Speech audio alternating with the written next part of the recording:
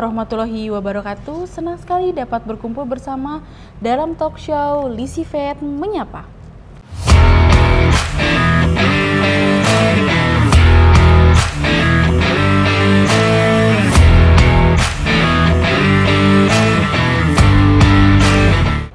Telah hadir bersama kami Siti Quresin SIP, merupakan pustakawan madya di BRMP Veteriner. Sebelum itu, perkenalkan saya Devi Fitriani sebagai host podcast pada talk show hari ini.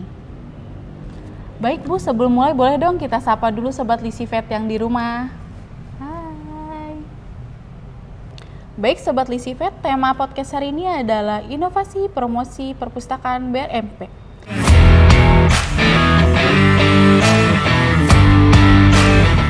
Baik Ibu Siti Quresin, boleh dong dijelaskan secara singkat peran dalam perpustakaan dalam mendukung inovasi dan literasi perpustakaan itu sendiri.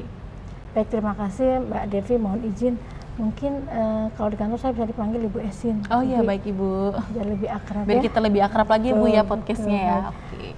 Perpustakaan BRMP Veteriner adalah perpustakaan khusus bidang penyakit hewan. Jadi memang perpustakaan ini didirikan bersamaan dengan berdirinya kantor ini tahun 1908. Jadi memang perpustakaan ini disiapkan untuk menjadi sumber referensi bidang penyakit hewan di Indonesia. Pada masanya ini adalah perpustakaan bidang penyakit hewan yang sangat lengkap ya pada masanya. Sekarang mungkin dengan kemajuan teknologi, semua informasi bisa diakses melalui media sosial, bisa diakses melalui jaringan-jaringan, platform web yang sudah bisa diakses secara gratis gitu ya. Baik Bu, untuk yang kedua, mengapa sih promosi dalam perpustakaan veteriner ini sangat penting sekali di era digital gitu? Ya, dengan kemajuan teknologi informasi dan tentunya masyarakat pengguna yang sudah mulai berubah mindset tentang apa itu perpustakaan. Jadi perpustakaan harus terus berinovasi.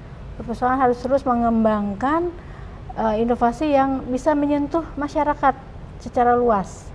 Dengan teknologi informasi ini kita bisa menciptakan sesuatu yang dijangkau oleh kalangan menengah, kalangan masyarakat, apalagi ragam pengguna di perpustakaan BRMP Veteriner ini mulai dari peneliti, kemudian dosen, masyarakat umum, peternak, atau hanya orang-orang yang memang pengen tahu apa sih perpustakaan veteriner itu apa sih.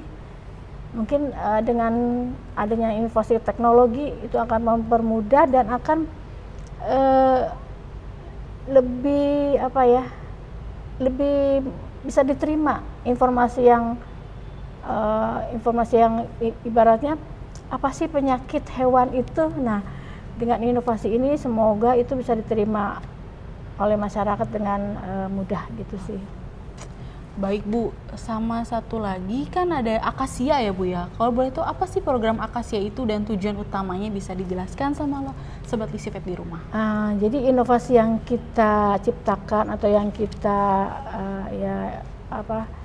coba kembangkan itu ada 4 inovasi. Yang pertama itu Akasia, kemudian Kenari, kemudian Livet itu program podcast sih seperti, tapi dia pakai platform digital. Kemudian ada lagi satu program namanya Bravo.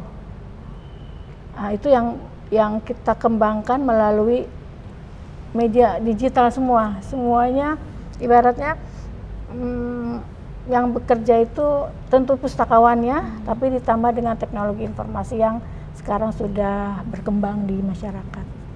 Baik, untuk selanjutnya informasi apa saja sih yang disajikan dalam Akasia itu tersendiri?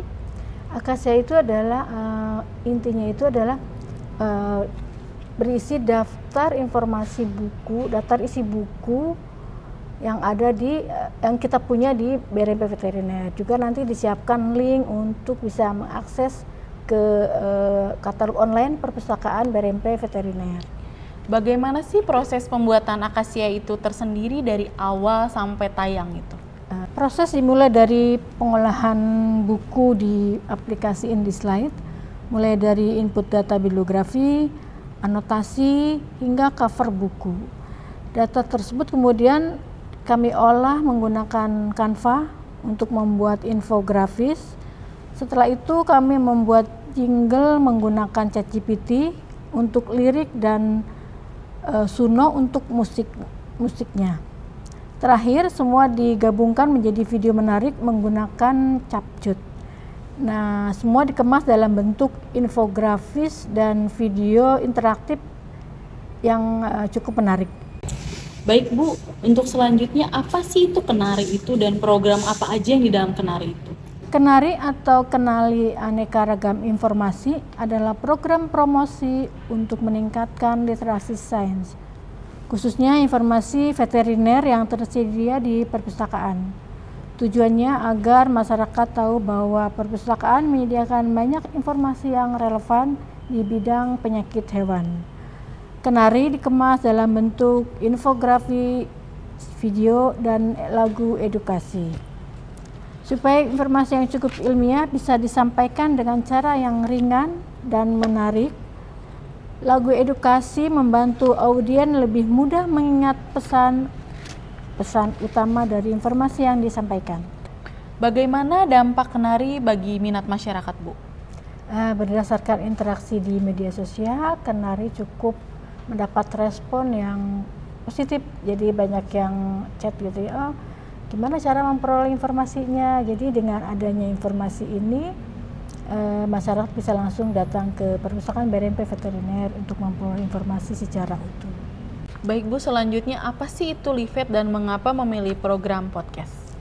LIVET atau Literasi Veteriner adalah program podcast yang bertujuan untuk menyebarkan informasi veteriner dalam bentuk cerita. Kemudian kita memilih podcast karena bisa didengarkan kapan saja, kemudian cocok untuk masyarakat yang ingin belajar sambil bersantai. Mungkin itu. Bagaimana proses pembuatan konten LIVET itu sendiri, Bu? Materi diambil dari infografis Kenari, kemudian dibuatkan naskah storytelling dengan bantuan AI DeepSeek. Selanjutnya dibacakan menggunakan AI pengolah suara, ditambahkan efek suara, dan diedit menggunakan Capcut agar lebih hidup dan tentunya lebih menarik. LIVET tersedia di Spotify dan juga kami sebarkan melalui Facebook, Instagram, TikTok, serta YouTube Perpustakaan BRMP Veteriner. Apa itu Bravo dan apa sih keunggulannya itu, Bu? Nah ini yang terbaru ya, inovasi kita yang terbaru dari sekian inovasi. Mudah-mudahan tahun depan ada inovasi lagi atau update inovasi gitu ya. Jadi Bravo itu adalah bibliografi, referensi, dan arsip veteriner secara online yang berisi kumpulan abstrak yang bisa diakses secara terbuka tentang penyakit hewan. Ini di proses penyusunannya dilakukan seleksi khusus yang betul-betul artikel bidang penyakit hewan, misalkan tentang penyakit ND, kemudian tentang penyakit AI. Jadi pemilihan judulnya spesifik dan biasanya disesuaikan dengan penyakit yang sedang berkembang. Misalkan sekarang lagi berkembang tentang penyakit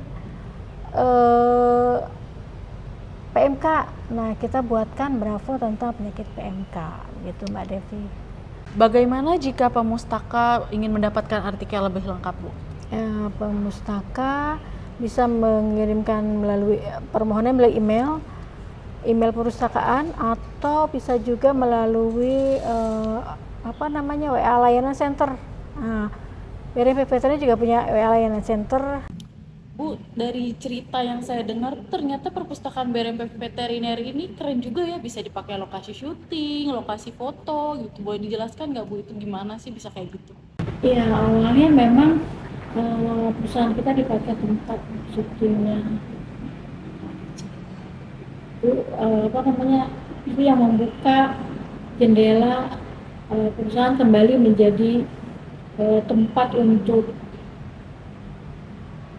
menciptakan sesuatu yang lebih kreatif. Jadi perpustakaan tidak hanya tempat untuk membaca, belajar, tapi juga membuka ruang kepada publik untuk membuat sesuatu yang lebih kreatif.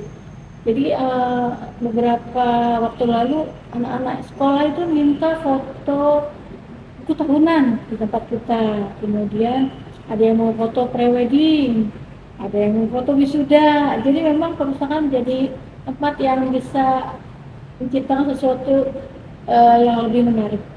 Jadi perpustakaan itu pendekatannya tidak hanya untuk sesuatu yang serius, tapi perusahaan juga bisa mendukung kegiatan yang lebih kreatif lainnya. Mungkin itu Mbak Devi.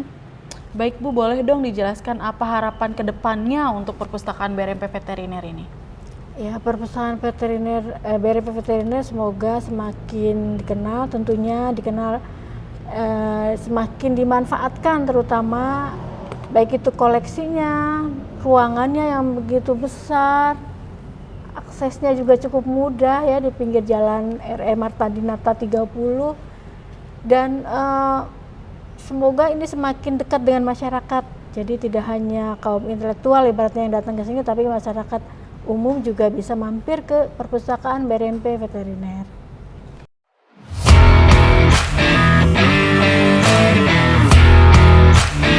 Terima kasih Sobat LisiVet sudah mengikuti di LisiVet Menyapa.